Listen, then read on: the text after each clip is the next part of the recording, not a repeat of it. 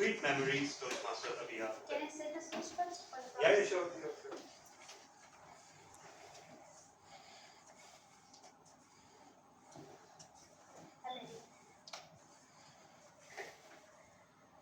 Good evening, ladies and gentlemen, fellow Toastmasters and wonderful guests. It was a Sunday morning, but not just any Sunday morning. This Sunday, I woke up to a completely empty house. My sister wasn't near me, so I went to check on my parents. When I went in their room, they weren't there as well. So I started wondering where are they gone. And then, ping, my phone rang. I checked to see that it was a message from my mother and it said, Aliha, we tried to wake you up, but you didn't, so we left without you. Now have fun having breakfast alone. Wink emoji. Mothers and their sarcasm never fails to disappoint. Well, I was a bit upset about the fact that they left without me, but I knew that if I was sleeping, a nuclear bomb wouldn't be enough to wake me up. So I decided not to sulk, go in kitchen and have breakfast. I did my eggs and bread, and then I was keeping my dishes in the basin. Something caught my eye. I bent over to check outside the window and it was raining. What a beautiful and lovely day. And then, ping! Another message from my mother. We are coming to get you. Get changed, be there in 5. Oh no. How do I tell her that this is not what I imagined? On this beautiful, lovely, rainy day, all I want to do is grab a hot mug of coffee, a good book, and just spend all day reading. But I knew she wouldn't listen. So I listened.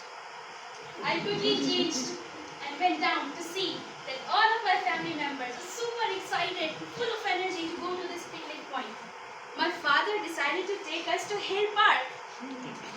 Hill Park. I know the charm, the leaves, the flowers, but in this weather, where will you go? Puddles and mud on your way, and especially those dirty, disgusting creatures crawling out of the land, the slimy creatures. Oh no, the mere thought terrified me, and I strictly protested. Did no. But they all became one voice and they said, no, we will go. So, just like they say, majority is authority, so I obliged. When we went there, my siblings they were mad crazy. They were running and racing with my father to the top, all while I was standing there, sulking all the way up. And I could listen to them.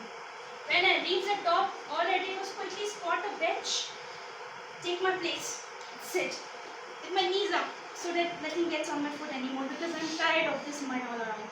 And I sat there complaining that so muddy, so dirty, the insects were all out, and the only thing that was making it good, the rain has stopped also. What are we doing here anyway? And then, tip, tip, tip, tip, tip, tip, I noticed to see that it had started raining again. Fellow Toastmasters, there's one thing you should know about me, that no matter how sad I am, if it's raining, then I'm the most cheerful person around. So I decided to take a stroll and went near to the cliff of the mountain. There I noticed how beautifully the atmosphere had changed. The sky was filled with clouds. Sun was peeking in, providing its warmth. The trees, the leaves, the flowers, everything was so refreshed, as if they had come to life again. The city ahead of me was all in front. The city of lights was beneath my feet. I could see the building, the houses. They were so clear and beautiful. I stood there, taking a moment to continue and let the fresh air engulf me. I noticed that how serene the moment was and uttered the word magical. And then I heard a voice behind my back of my sister. Magical, that's what we were telling you. You need to come on the top. All the way you were sulking that is mud, puddle. See now, you have to understand one thing, that you can't get this rainbow if you don't go through the puddles. And there she went playing with my brother. But not me. I stood there, thinking about what she said. The deep thought, I realized that yes, Fellow Toastmasters, indeed, we spend all of our lives complaining. How many of us complain every single day of our lives? We often find it's not necessarily vocal, but often we find ourselves comparing each other and complaining, just like I was comparing before coming on the hill. I was angry about the puddles, but I didn't realize that it was all worth it in the end. Fellow Toastmasters, what we need to know that these struggles, these puddles are there to make us who we are. And without them, there is no rainbow, there is no sunshine, or there is no success. Without embracing your challenges, you can never learn the taste of success. That day, I learned a powerful message that sticks with me to this day.